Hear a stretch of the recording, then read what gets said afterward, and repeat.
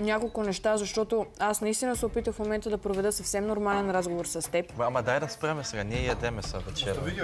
За човек на 21 години, който все още е видял много малко от живота, и на мен ми е пределно ясно колко неприятно си се почувствала вчера и че със сигурност не ти е било приятно да бъдеш отлъчена от групата и изпратена на елиминации. Но когато си на 21 години, трябва да търсиш начин да надграждаш тия неща и да си мислиш защо е било така и първо да погледнеш в себе си.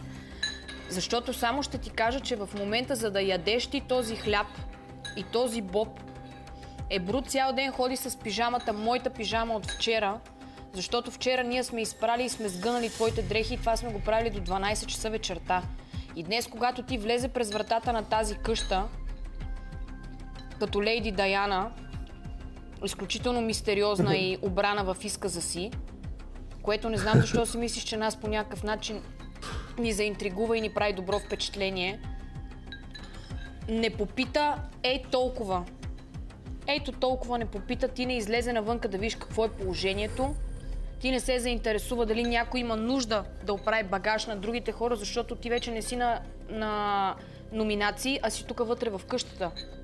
И само искам да ти кажа, че човек, който... Много кефи, въшка как си мъцка хляба, е така топ поглед, сайдайва я. Да, изобщо не ме интересува.